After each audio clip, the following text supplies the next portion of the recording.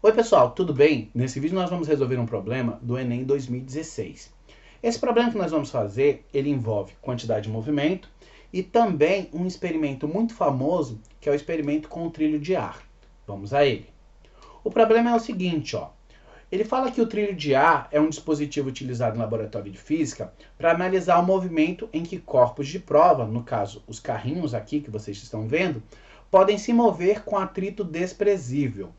No experimento com o trilho de ar, o que a gente tem? A gente tem essa base aqui, ó, onde o carrinho ele se move em cima e é lançado o ar aqui embaixo para reduzir o atrito do carrinho com o trilho. No caso da questão, ele fala que a figura ela ilustra um trilho de ar com dois carrinhos, 1 e 2, e que se realiza um experimento para obter a massa do carrinho 2. No instante que um carrinho 1 de massa 150 gramas, então só foi dada aqui a massa do carrinho 1, passa e se move com velocidade escalar constante. O carrinho 2 está em repouso. No momento em que o carrinho 1 se choca com o carrinho 2, ambos passam a se movimentar com velocidade escalar constante. Eu tenho aqui os sensores que vão ser utilizados para medir o tempo e a partir deles calcular a velocidade. O que é que eu quero saber desde o início? Como vocês viram, eu estou interessado em calcular a massa do carrinho 2. E para isso eu estou fazendo o experimento. É muito importante que a gente visualize aqui o que está acontecendo com o experimento. Eu vou trazer aqui só os dados principais, que são a tabela aqui, onde foram obtidos os valores, e o experimento em si. Como eu disse antes, o problema é saber a massa do carrinho 2. Então eu vou deixar aqui as opções na tela. A gente precisa visualizar melhor o que é que está acontecendo. Para isso eu refiz o desenho, ó, do meu experimento e já destaquei aqui que o carrinho 1 é quem vai se mover e o carrinho 2 vai ficar em repouso. Eu tenho aqui uma tabela com as medidas do tempo e da posição.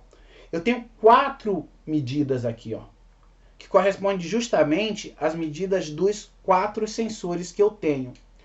O sensor 1 vai começar as medidas, então ele vai começar a medida aqui no instante t igual a 0. Quando o carrinho 1 passar pelo primeiro sensor, ele vai começar a medir. Então quem está fazendo aqui a primeira medida é o sensor 1. Ele vai medir o t igual a 0 e o carrinho 1 ele vai estar na posição 15 centímetros. Ó.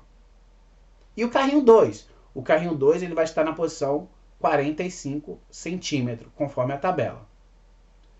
Depois o que é que acontece? O carrinho 1 vai passar aqui pelo segundo sensor. E aí esse sensor vai indicar o tempo, ó, 1 segundo. E isso vai ocorrer quando o carrinho 1 estiver aqui na posição 30 centímetros. Ele ainda não vai ter encontrado o carrinho 2, porque o carrinho 2 ele vai continuar ali na posição 45 centímetros, ó, no tempo igual a 1. Depois o que é que acontece? Eles vão se encontrar, eu vou ter o encontro aqui dos dois carrinhos, e eles vão se mover juntos, mantendo a velocidade. Nesse momento, a partir daqui desse ponto, ó, quando os carrinhos eles começarem a se mover juntos, eles vão passar por esses dois novos sensores, o sensor 3 e o sensor 4. O sensor 3 vai marcar nesse momento o tempo 8 segundos. E como os dois estarão juntos, ele vai medir a posição dos dois, que vai ser igual. Ó. Vai ser igual a 75 centímetros. Juntos, esses carrinhos também vão passar aqui pelo sensor 4. Eu vou medir o tempo. E aí, a posição dos dois juntos, no momento que eles passam aqui, vai ser 90 centímetros. Eu tenho, então, as posições de cada um desses sensores. Ó. E também a posição do carrinho 2 inicialmente.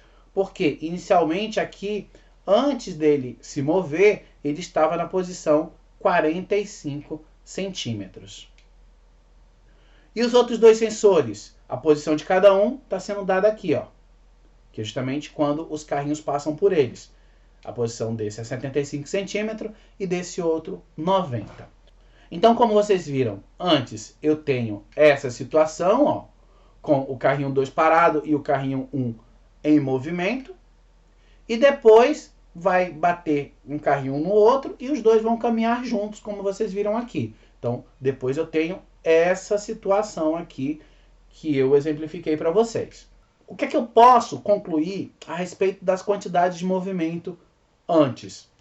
Antes eu tinha a quantidade de movimento do primeiro carrinho mais a quantidade de movimento do segundo carrinho. A quantidade de movimento do segundo carrinho ela vai ser zero. Por quê? A velocidade do segundo carrinho ela é zero. Lembra que eu falei no início que o segundo carrinho ele estava parado? Logo, a quantidade de movimento que eu tenho antes é a quantidade de movimento apenas do primeiro carrinho, ó, que vai ser igual a massa vezes a velocidade com que ele vai passar por esses dois primeiros sensores aqui, ó. E a quantidade de movimento depois, qual vai ser? Vai ser essa aqui, ó. Vai ser igual à soma das massas dos carrinhos, já que os carrinhos estão viajando juntos, vezes a velocidade do conjunto, ó, que vai ser a velocidade com que os carrinhos vão passar pelos sensores 3 e 4. Durante a colisão, a gente sabe que ali nós tivemos apenas forças internas, então a quantidade de movimento ela vai se conservar, eu vou ter a minha quantidade de movimento antes igual à quantidade de movimento depois, e é isso que eu vou usar para resolver o problema, ó, já que eu posso igualar as minhas quantidades de movimentos antes e depois. Eu vou pegar a minha quantidade de movimento que eu tinha antes, que era essa aqui, e vai igualar a essa outra quantidade de movimento que eu tenho depois. Eu vou até multiplicar já aqui as massas pela velocidade do conjunto. Vou isolar esse termo aqui, ó. Inclusive eu já vou até colocar essa massa M1 aqui em evidência para ficar mais simples. Porque como eu estou interessado em calcular a massa M2, daqui fica fácil, ó, de isolar ela. Então a massa M2 ela vai ser igual a esse termo aqui, dividido pela velocidade do conjunto. Ó. Ou seja, se eu souber o valor dessas velocidades, como eu já tenho a massa do carrinho 1, fica fácil calcular a massa do carrinho 2. E como é que eu vou fazer para calcular essas velocidades? Eu vou usar os dados que os sensores mediram. Como assim?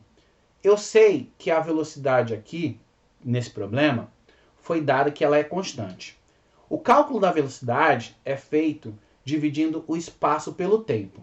O espaço vai ser a distância entre esses dois sensores e o intervalo de tempo vai ser o intervalo de tempo medido por esses sensores aqui, ó. Vou pegar aqui os valores. Então, imagina, ó, o meu ΔS vai ser o espaço final menos o espaço inicial. O espaço final é 30 e o espaço inicial é 15, ó, medido por esses dois sensores aqui, ó. Então eu vou ter aqui, ó, 30 menos 15 e o intervalo de tempo foi medido por esses sensores também, ó. Foi o tempo final menos o tempo inicial. 1 menos 0. Então eu vou colocar os valores aqui. Quanto é que foi a velocidade do carrinho 1? Foi 30 menos 15, vai dar 15, dividido por 1, vai dar 15 centímetros por segundo. Essa aqui foi a velocidade do carrinho 1 que eu utilizei aqui os sensores para medir. E a velocidade do conjunto? A velocidade do conjunto também vai ser calculada por meio das medidas que foram feitas pelos sensores 3 e 4. Eu vou precisar calcular o espaço, ó. O espaço vai ser a distância entre os dois sensores, vai ser 90 menos 75, ó. E o intervalo de tempo vai ser tempo final, que foi 11, menos o tempo inicial. Então vai ser 11 menos 8 aqui embaixo. Ó. Fazendo as contas, o que é que eu tenho? 90 menos 75 vai dar 15. 11 menos 8 vai dar 3. Então eu tenho 15 dividido por 3, vai dar 5 centímetros por segundo. Essa aqui é a velocidade do conjunto, utilizando os dados aqui medidos pelos sensores 3 e 4. Vou substituir os valores e o valor da massa que foi dada aqui, ó, que foi 150 gramas. Então eu vou ter aqui a massa 150 gramas, a velocidade foi 15, a velocidade do conjunto foi 5, ó, já coloquei aqui.